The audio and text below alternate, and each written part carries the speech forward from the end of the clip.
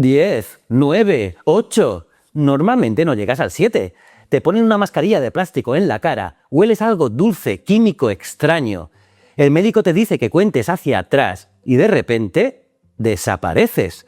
No se vuelve negro poco a poco, no te entra sueño, no bostezas. Es un interruptor. En un segundo, estás en la sala de operaciones, rodeado de luces y enfermeros. Y en el siguiente segundo, literalmente un parpadeo después, te estás despertando en una sala diferente, con una venda en el cuerpo.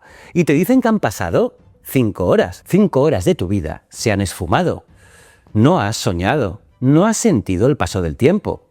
Tu cerebro no ha registrado nada. Para ti, el universo dejó de existir y ha vuelto a arrancar ahora mismo. Llevamos casi 200 años haciendo esto. Cada día, millones de personas se tumban en una camilla y permiten que un equipo médico altere su conciencia, su dolor, su memoria y su movimiento con una precisión tan extrema que el cuerpo puede ser operado, mientras la vida sigue siendo vigilada segundo a segundo. Es el milagro más grande de la medicina moderna. Sin la anestesia, la cirugía sería tortura.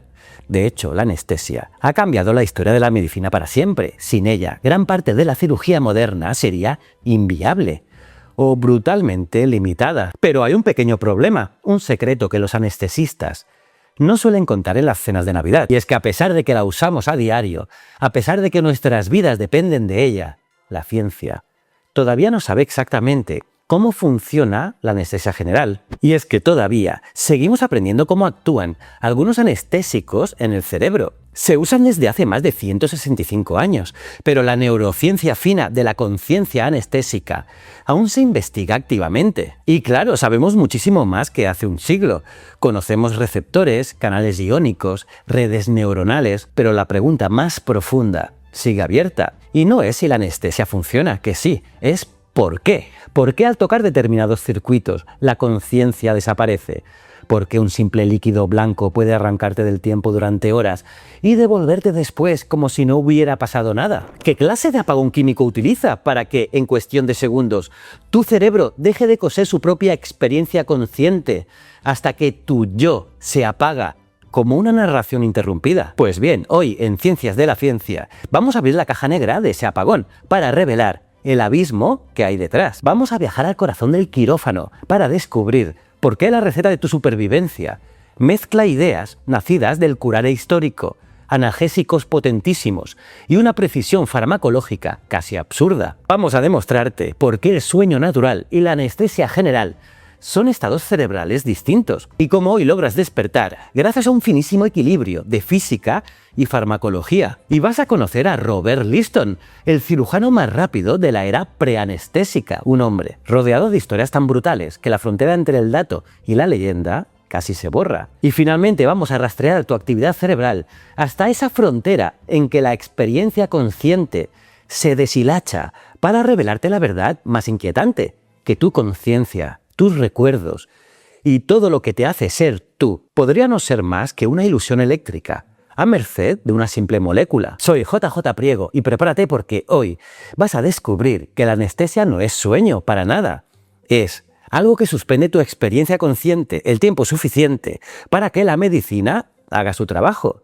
Te voy a explicar la ciencia de la anestesia. ¿Estás listo para entrar en el paréntesis del tiempo? Pues vamos a curiosear.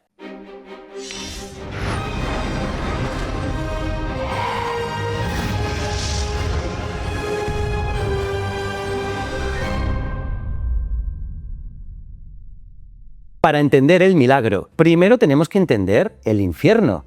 Tenéis que imaginar el mundo antes de 1846. Si tenías una infección, un tumor o una piedra en el riñón, solo tenías dos caminos: morir lentamente o enfrentarte al dolor más absoluto que un ser humano puede soportar. En aquel entonces, la cirugía no era medicina, era carnicería. Los teatros quirúrgicos eran el escenario del horror, gritos constantes, ayudantes sujetando al paciente y cirujanos obligados a convertir la velocidad en su única virtud. El protocolo era simple: correas de cuero, 4 hombres fuertes, un trago de whisky o un palo para morder y el cuchillo. En esa época no importaba la precisión, ni siquiera importaba la higiene. solo importaba la velocidad. Y es que cuanto más rápido cortabas, más posibilidades tenía el paciente de no morir por un shock neurogénico provocado por el dolor. Pues bien, el protagonista indiscutible de esta era se llamaba Robert Liston. Lo llamaban el cuchillo más rápido del West End. Y es que Liston era capaz de amputar una pierna en menos de 3 minutos. Hoy nos parece una locura, pero en 1840...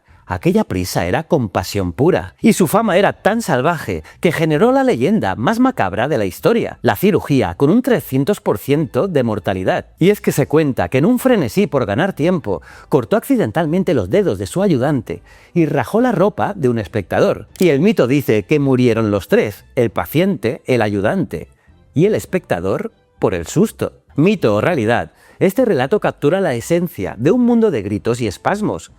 Un mundo de muerte que solo empezó a cambiar cuando la ciencia decidió que el tiempo por fin podía detenerse. Y entonces la historia de la medicina se partió en dos. El hito oficial ocurrió en 1846 con la célebre demostración pública del éter en Boston a cargo de William Morton. Sin embargo, Morton no fue el primero.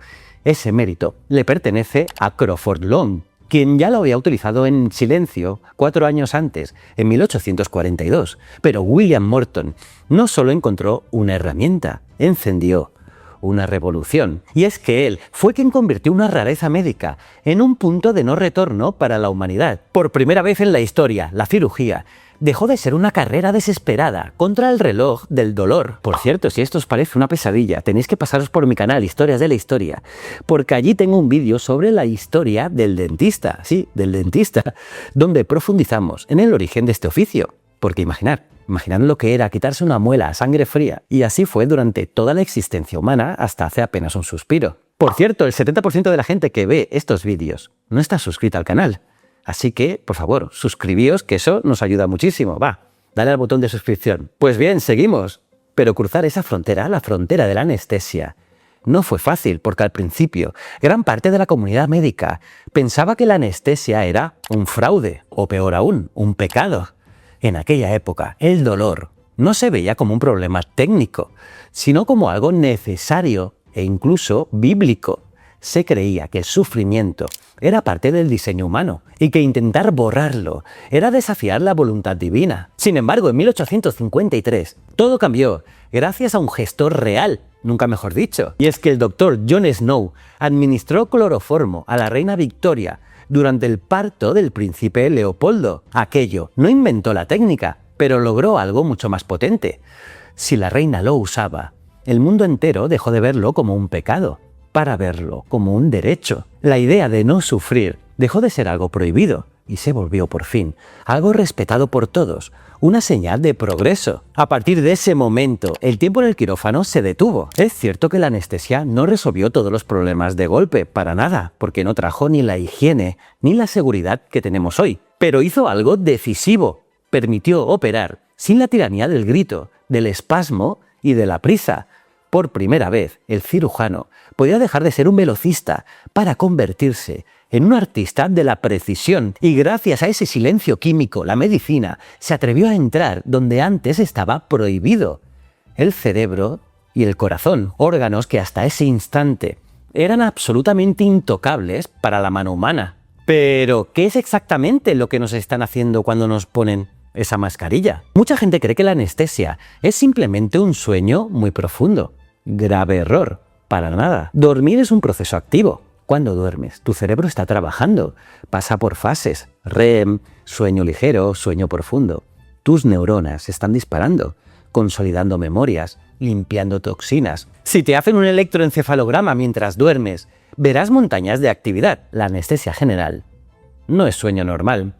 Es un estado farmacológico inducido que reorganiza de forma profunda la actividad cerebral. Y es que algunas redes dejan de integrarse como lo hacen cuando estás despierto. El cerebro no entra en una noche natural, entra en otro tipo de oscuridad. Como te digo, es un estado farmacológico inducido irreversible, un abismo de precisión matemática que es distinto del sueño natural, pero que tampoco es idéntico a un coma patológico. Pero aquí debemos detenernos, porque la anestesia no es una sola cosa, no es un simple interruptor, como hemos dicho al principio. Incluye anestesia general, regional, local y sedación, y cada una cumple funciones distintas, según el procedimiento y el paciente. De hecho, dormido no siempre significa anestesia general. En muchos procedimientos se usa sedación, es decir, el paciente puede estar relajado o somnoliento, sin estar completamente inconsciente. Por lo tanto, la sedación y la anestesia general no son lo mismo. Una persona sedada puede responder en algunos niveles. En anestesia general se busca una supresión mucho mayor de la conciencia y de la respuesta, pero no siempre hace falta apagar la luz por completo. En ocasiones, el bisturí corta, pero tu mente sigue despierta. La anestesia local se encarga de adormecer una zona minúscula. Es la herramienta diaria en odontología y en pequeñas suturas. Pero otras veces la ciencia decide apagar regiones enteras de tu mapa nervioso. Y es aquí donde la anestesia regional toma el control, apagando regiones enteras de tu mapa nervioso sin necesidad de desconectar tu conciencia. Y mucho cuidado con este detalle técnico, porque solemos meterlas en el mismo saco. La raquidia y la epidural no son lo mismo. Ambas forman parte de la anestesia regional, sí, y aunque ambas actúan cerca de tu columna, se administran en espacios anatómicos diferentes. La diferencia es de pura geometría biológica. Mientras que una busca el contacto directo con el líquido que baña la médula, la otra se queda en un espacio exterior. Y eso cambia radicalmente las reglas del juego, desde cuánto tardan en arrancar hasta cuánto duran o para qué tipo de cirugía se eligen. De hecho, la medicina moderna adora los híbridos. Muchas veces combinamos la anestesia general con un bloqueo regional para crear un escudo de doble capa. Y es que el objetivo es brillante, que cuando el interruptor general se encienda y despiertes, el bloqueo regional siga ahí, impidiendo que el dolor postoperatorio sepa siquiera por dónde entrar. Y es por eso que la anestesia no es solo cosa de las películas o de los grandes trasplantes. Es un aliado invisible que te acompaña en una endoscopia, en una biopsia o en cualquier prueba donde la ciencia decide que tu tranquilidad es la prioridad absoluta. Pero para que este viaje sea seguro, debe existir un pacto silencioso entre tú y la ciencia, la honestidad absoluta. Porque antes de entrar en la sala, la consulta preanestésica es tu mayor salvavidas. No es burocracia, es medicina preventiva en estado puro. Tus antecedentes, tus alergias, si consumes alcohol o cannabis, todo, absolutamente todo, cuenta para que el médico diseñe su estrategia más personalizada. Porque no todos los cuerpos enfrentan el mismo riesgo, para nada. Factores como la salud de tu corazón, tus pulmones o tu propio peso cambian por completo el tablero de juego. Y dentro de este pacto de seguridad hay una regla sagrada. Sí, una regla que muchos ven como una molestia, pero que es pura supervivencia.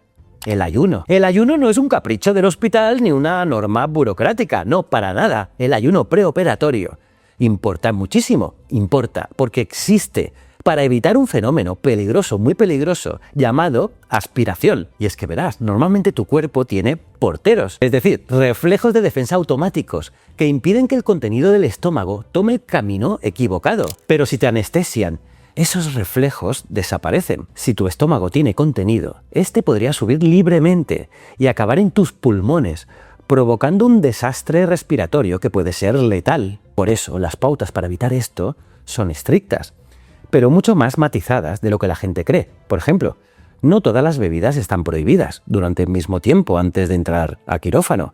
Por eso, la instrucción de tu equipo médico no es una sugerencia. Es tu única hoja de ruta para asegurar un procedimiento impecable y evitar una emergencia innecesaria. Así que la regla de oro es esta: mentir u ocultar datos al anestesista es una mala idea, muy mala. Alergias, medicamentos, alcohol, cannabis, suplementos, apnea del sueño o problemas previos con anestesia pueden cambiar decisiones críticas. Y los suplementos y productos naturales también cuentan, porque algunos alteran coagulación, presión arterial o interacción con fármacos anestésicos. Y es que el tipo de anestesia se elige según procedimiento, salud y contexto. No existe una técnica universalmente mejor para todos los casos. Y es que una vez tumbado en esa sala, debes saber que el anestesiólogo no es un simple administrador de sustancia.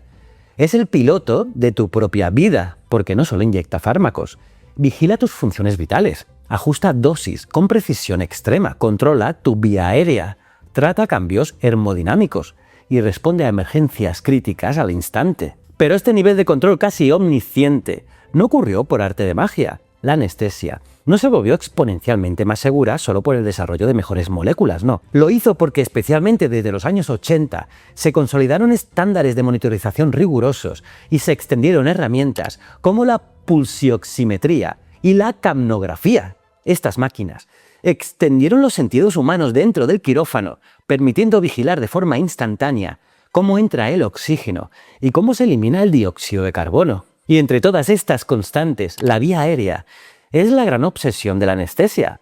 Mantener el flujo de oxígeno y una ventilación adecuada y controlada es el pilar central, sobre todo en la anestesia general. Para conseguirlo, se suele emplear un tubo o dispositivo de vía aérea. Por eso, al despertar, es posible que sientas dolor de garganta o la voz ronca. Es el pequeño rastro físico de la batalla que la ciencia libró para que siguieras respirando mientras tu conciencia habitaba en la oscuridad.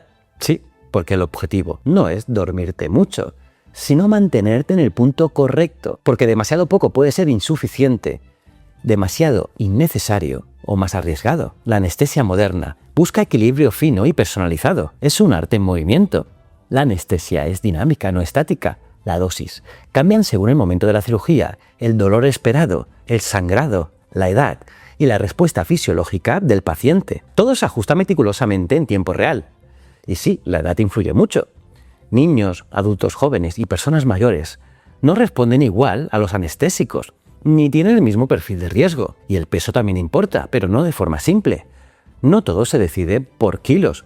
Influyen composición corporal, función hepática, renal y otros factores clínicos. En el fondo, la anestesia también es fisiología aplicada en directo. Cada minuto hay que equilibrar oxígeno, ventilación, circulación, temperatura y respuesta al trauma quirúrgico. Por eso, una anestesia exitosa muchas veces es invisible, porque si todo va bien, el paciente apenas percibe el enorme trabajo científico y clínico que hubo detrás. Pero, ¿qué es lo que pasa de verdad dentro de tu cabeza? Pues lo que ocurre es que las partes de tu cerebro que antes hablaban entre sí simplemente dejan de escucharse. Imagina que tu mente es como un gran equipo de personas trabajando juntas para que tú seas tú. Pues bien, bajo anestesia, ese equipo se separa y la conversación se rompe en 1000 pedazos. Es un proceso asombroso.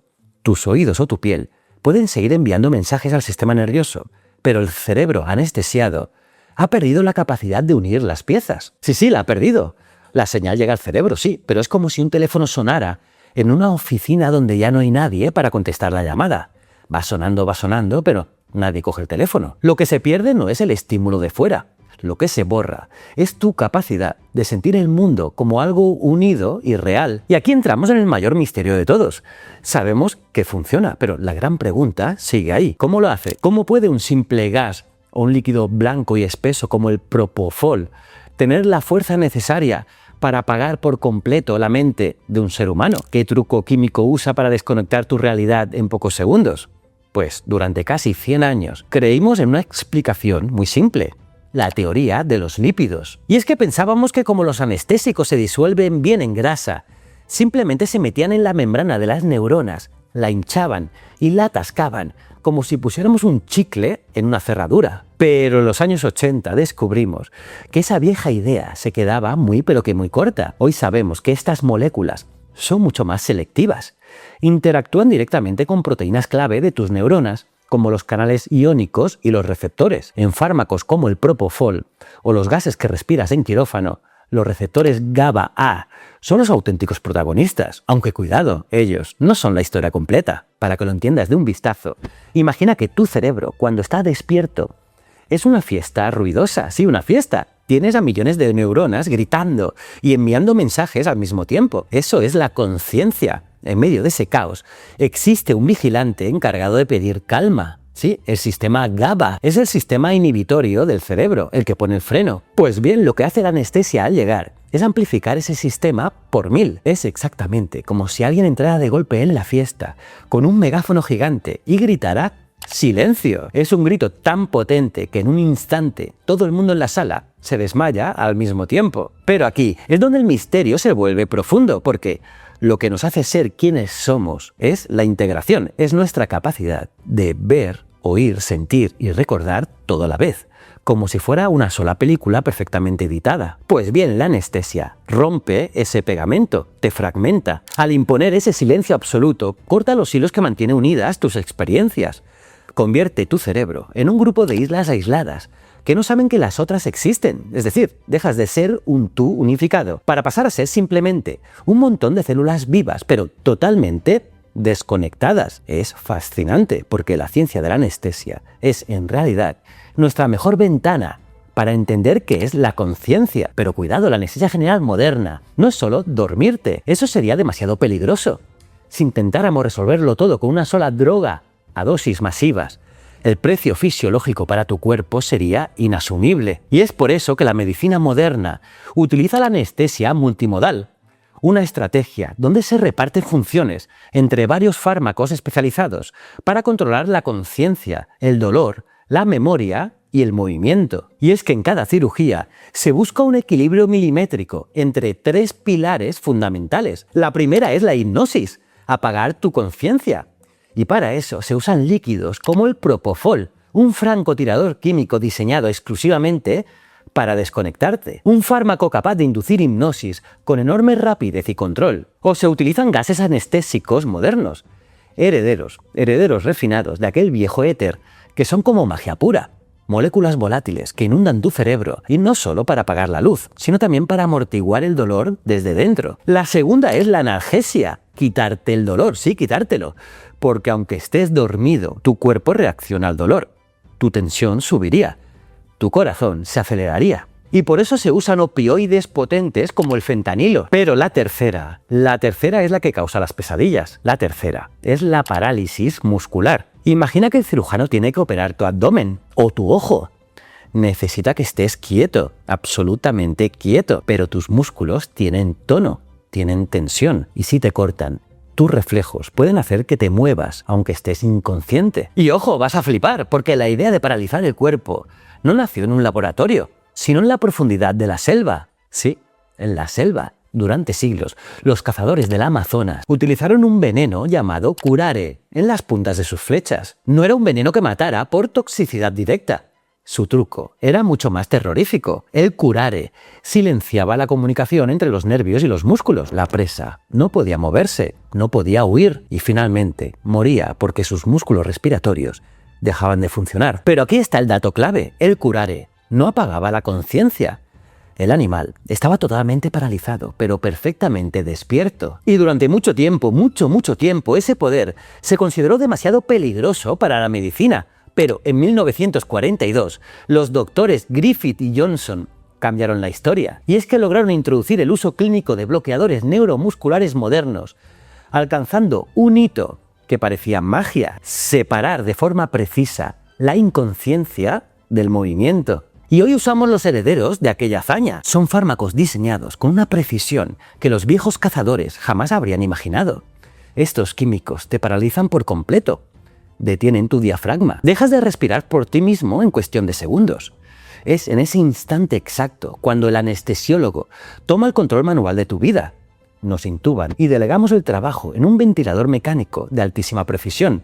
A partir de ahí, ya no eres tú quien respira. Es el médico quien calcula qué presión, qué mezcla de gases y qué volumen exacto recibe tu cuerpo en cada latido del monitor. Te conviertes en una estatua de carne, mantenida viva por puras matemáticas. Bajo el efecto de estos fármacos, no puedes mover ni un solo párpado, ni aunque tu cerebro gritara por hacerlo. Estás en un estado de quietud absoluta, donde tu supervivencia depende íntegramente de la máquina y también del experto que la maneja. Y es justo aquí donde el sistema puede fallar.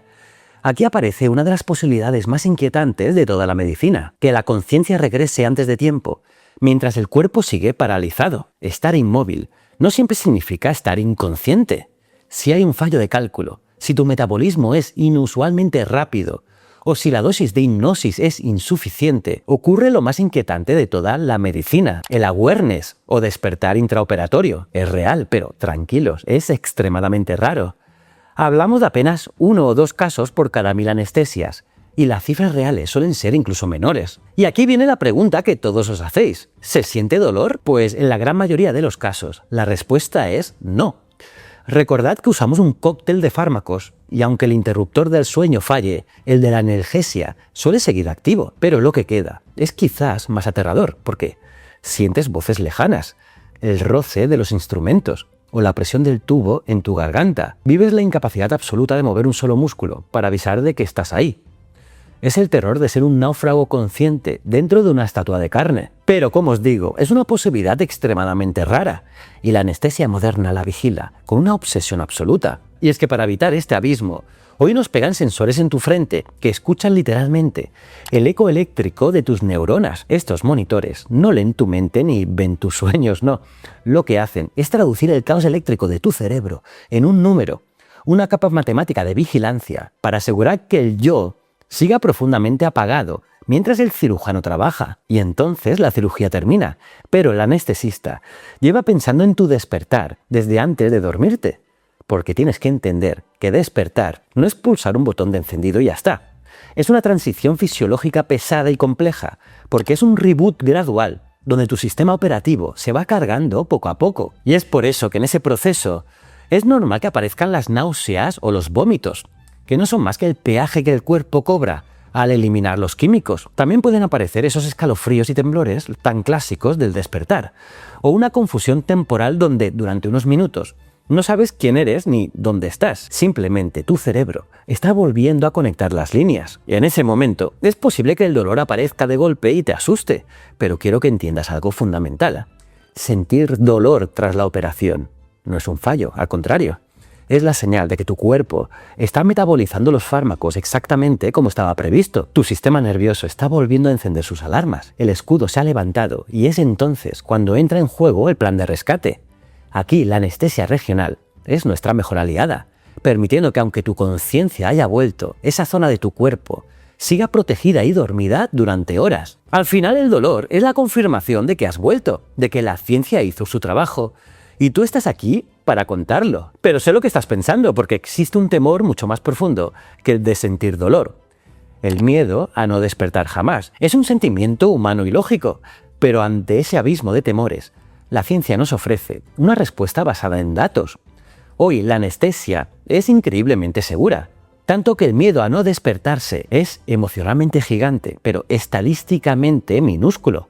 Ahora bien, para ser honestos, debemos decir que seguro no significa infalible. La anestesia no es un escudo mágico, un escudo que elimina los riesgos de una operación. Lo que hace es hacerla posible y mucho más controlada. Y es que el riesgo total de entrar en un quirófano no depende solo de los fármacos, sino del equilibrio entre el procedimiento y el estado previo de tu propio cuerpo. Incluso la anestesia local, esa que parece tan cotidiana, no es un juego de niños. Requiere técnica, dosis exactas y un respeto absoluto por la biología. Por supuesto, existen las reacciones alérgicas graves y el daño nervioso en la anestesia regional. Negarlo sería faltar a la verdad, pero aquí está la clave. Son casos rarísimos. Y lo más importante no es solo que sean poco comunes, sino que cuando suceden, el equipo que tienes a tu alrededor no está ahí de adorno.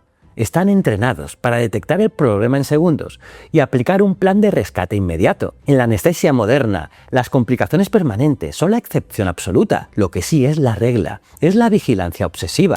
No estás solo ante el peligro, estás en las manos de una disciplina que ha pasado siglos perfeccionando el arte de traerte de vuelta sano y salvo. Además, el futuro es brillante porque la anestesia se personaliza cada vez más. El futuro va hacia monitorización más fina, comprensión más profunda del cerebro y estrategias aún más ajustadas a cada paciente. Esa combinación de farmacología, fisiología y neurociencia es lo que la convierte en una ciencia fascinante. Pero espera, frena en seco. Sé lo que está pasando en tu cabeza ahora mismo. Tu cerebro escéptico acaba de despertar y está gritando preguntas que exigen rigor. Y has venido a Ciencias de la Ciencia y no te vas a conformar con magia blanca, no. Vamos a invocar al abogado del diablo. Un cara a cara conmigo para resolver tus dudas más técnicas. Porque ahora no vale el qué bonito, ahora vale el demuéstralo. Vale, Jota, frena un momento. Si me estás diciendo que la ciencia no sabe exactamente cómo funciona la conciencia, ¿cómo demonios puede usar la anestesia con tanta seguridad? ¿Están improvisando con mi vida? Pues no improvisan, porque en medicina no siempre necesitas resolver por completo el misterio filosófico de la conciencia para usar una técnica con enorme seguridad, porque sabemos muchísimo.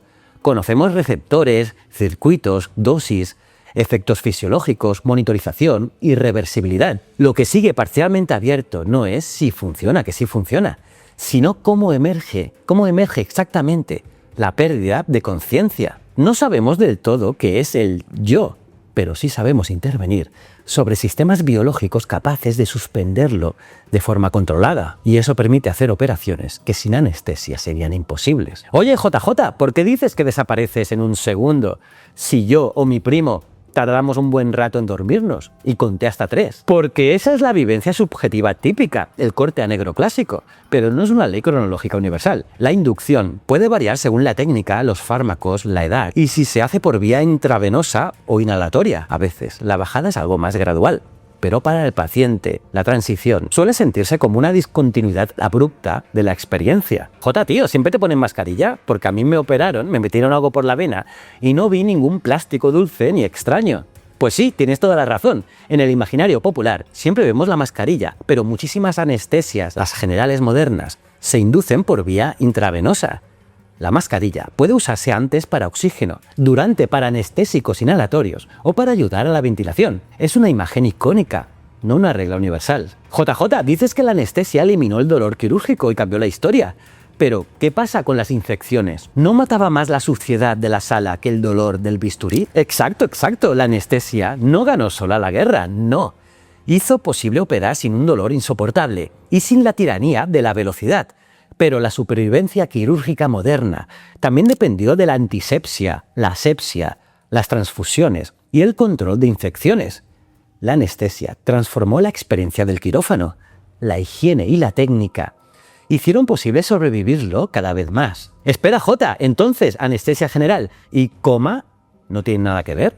¿O sí se parecen en algo? ¿Me estás confundiendo? Pues bueno, se parecen en una sola cosa, desde fuera. Ambos parecen estados de conciencia profundamente abolida. Pero ahí acaba la similitud, porque la anestesia general es un apagado del sistema programado. Podemos intervenir de forma muy precisa sobre sistemas biológicos concretos para inducir ese estado. También monitorizarlo y revertirlo. Es un estado inducido, controlado gota a gota, por un médico que vigila tus constantes y que, lo más importante, tiene el código de reinicio. El coma patológico, sin embargo, es un cortocircuito. Es un apagón violento provocado por un traumatismo, un derrame o una enfermedad severa. Nadie lo ha planeado. Nadie controla el daño neuronal y nadie sabe con certeza cuándo o si el sistema volverá a arrancar. Por fuera, los dos cuerpos parecen sumidos en el mismo sueño profundo, pero por dentro, la anestesia es pura matemática y el coma es un avión en caída libre. JJ, has dicho que aunque esté anestesiado, mi cuerpo reacciona y sube la tensión. Si la anestesia rompe la integración de redes, ¿estoy sufriendo por dentro sin saberlo? Pues bien, imagina que tu cuerpo es un edificio de alta seguridad y tu conciencia es el vigilante que está sentado en la sala de control. Cuando el cirujano hace el primer corte, los sensores de las ventanas, tus nervios, detectan la intrusión al instante. La detectan. Y a esta detección, puramente mecánica y eléctrica, la ciencia la llama nocicepción. Inmediatamente el edificio reacciona en piloto automático. Saltan las sirenas y parpadean las luces rojas en tu cuerpo. Esto se traduce en que tu corazón se acelera y tu presión arterial sube. Son puros reflejos de supervivencia. Respuestas automáticas que lanza tu médula espinal sin pedir permiso a nadie. Pero justo aquí es cuando entra la magia de la anestesia. La alarma suena y la señal de socorro viaja frenéticamente por los nervios, sí, hasta llegar a la sala de control de tu cerebro. Pero la anestesia ha vaciado la oficina. El vigilante no está, no hay nadie.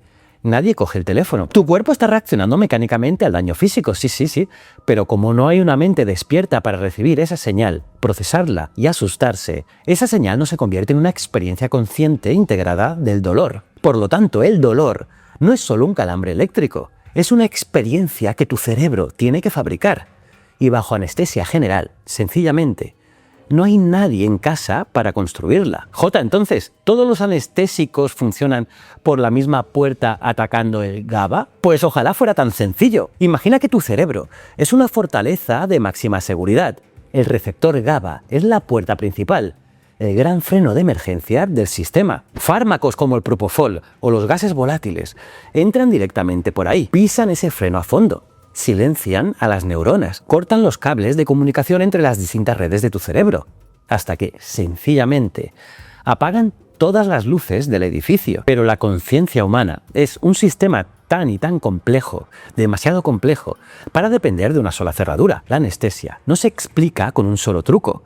Hay otras moléculas que ni siquiera rozan esa puerta principal. Entran por la ventana, bloquean otros receptores o directamente bajan a los sótanos del cerebro para cortar los cables de comunicación. Y es que tu mente es un laberinto eléctrico infinito y la ciencia ha tenido que inventar una ganzúa química diferente para cada una de sus puertas. Pero JJ, ¿estás loco? Acabas de decir que se usa fentanilo, la misma droga que está devastando ciudades enteras y causando una crisis de salud global. ¿No es una temeridad meterle eso a un paciente en quirófano? ¿Acaso no corro el riesgo de despertarme siendo un adicto? Pues esta es una pregunta valiente y muy necesaria, pero la realidad es que en el quirófano el contexto lo cambia todo. Fijaos en la dosis. Los médicos no usan cantidades a ojo, manejan microgramos. Hablamos de millonésimas de gramo calculadas con una precisión matemática basada en tu peso y tu salud. Es un bisturí químico, no un mazo. Además está el miedo a dejar de respirar. En la calle, eso es lo que mata. Pero bajo su vigilancia, ese riesgo desaparece, porque el anestesiólogo ya ha tomado el control total de tus pulmones. Así que da igual que el fármaco apague tu impulso de respirar, porque hay un médico y una máquina haciendo ese trabajo por ti. Y para los que temen la adicción, hay un detalle vital. Para que alguien se enganche, el cerebro tiene que experimentar un subidón de placer. Pero recuerda que tú estás bajo hipnosis. Tu conciencia está apagada. El fentanilo está ahí trabajando para que tu corazón no se estrese con el dolor, pero tu cerebro no se entera de la fiesta. No hay euforia, no hay recompensa y por lo tanto no hay gancho. En definitiva, el fentanilo en el hospital es un escudo de precisión manejado por un experto. En la calle es una guillotina sin control. No es que la molécula sea malvada, es que la ausencia de un médico es lo que la hace peligrosa. Uf, JJ, a mí eso del curar, me da pánico. ¿Siempre hace falta paralizarme todos los músculos y entubarme para una anestesia general? Respira tranquilo, no. Los bloqueadores neuromusculares son herramientas muy precisas, muy potentes y fundamentales en muchas cirugías, sobre todo cuando se necesita inmovilidad total o ciertas maniobras de vía aérea, pero no se usa en todas. Según el procedimiento, puedes estar bajo anestesia general y no requerir relajación neuromuscular completa. Oye, Jota, si sufro ese awareness intraoperatorio del que hablas, ¿significa siempre voy a sentir un dolor de tortura medieval? Pues no siempre, evidentemente. A veces se manifiesta como recuerdos vagos, sonidos, presión en el cuerpo o la angustiante sensación de no poder moverte. En algunos casos hay dolor, en otros no. Sigue siendo una experiencia potencialmente traumática. Pero la escena de sentir cada corte con claridad no es la norma. Lo importante es que existe, es muy rara y se vigila de muy cerca. Vale, ahora sí, cerebros reiniciados, dudas técnicas atendidas. Y eso nos lleva a la pregunta final, la pregunta filosófica. ¿La anestesia es lo más cerca que estarás de la muerte sin morir? Subjetivamente, pocas experiencias humanas se parecen tanto a desaparecer del tiempo. Es un vacío absoluto. Pero médicamente no es una muerte temporal ni un simulacro. Es una intervención fisiológica controlada, monitorizada al milímetro y sobre todo reversible. Pero, ¿dónde se apaga exactamente la luz? Pues aquí es donde la ciencia se pone realmente interesante. Existe una estructura en lo más profundo de tu cerebro llamada claustro. Es una lámina de neuronas delgadísima, pero conectada con casi todo lo demás. Francis Crick, que quizá te suene porque fue el genio que ganó el Nobel por descubrir la estructura del ADN, dedicó los últimos años de su vida a cazar el misterio de la conciencia. Él llegó a imaginar que el claustro era el director de la orquesta cerebral, el encargado de unir todas las sensaciones para que tú sientas que eres una sola persona. Y un caso clínico famoso donde un paciente se apagaba al estimular eléctricamente esa zona alimentó la leyenda. Pero la historia real es más esquiva.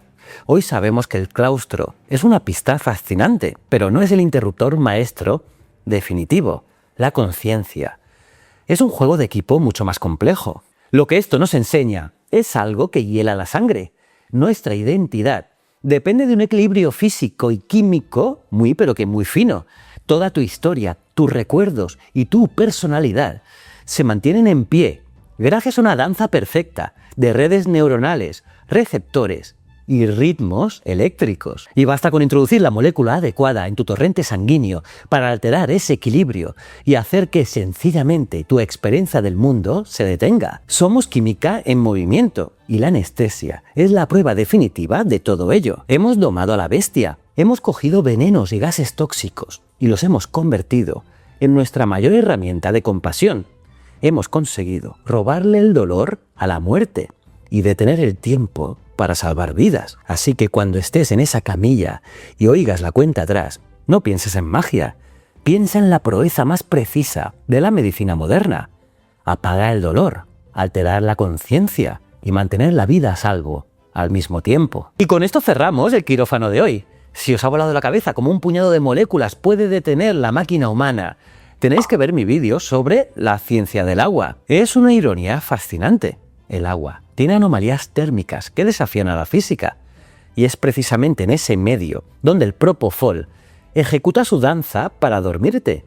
Además, todos estos vídeos son piezas de un tablero mucho más grande, la realidad invisible, una serie, una lista de reproducción, donde desnudamos la ciencia oculta del fuego, de los espejos o incluso de la propia gravedad.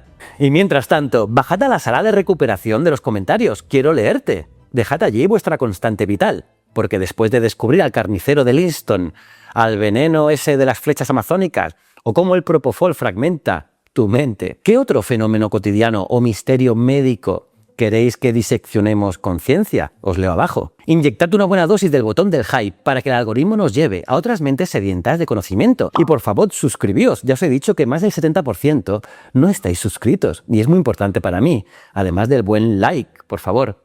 Un like, comentario y suscribíos. Ah, y si entre vídeo y vídeo os entra más mono de conocimiento, podéis entrar en mi Instagram, JJPriegoTV, porque allí cuelgo vídeos de historia y de ciencia. Os va a molar, seguro. Soy JJ Priego, esto es Ciencias de la Ciencia, y recuerda, el conocimiento es un requisito esencial para la supervivencia. Nos vemos en el próximo vídeo. Muchísimas gracias.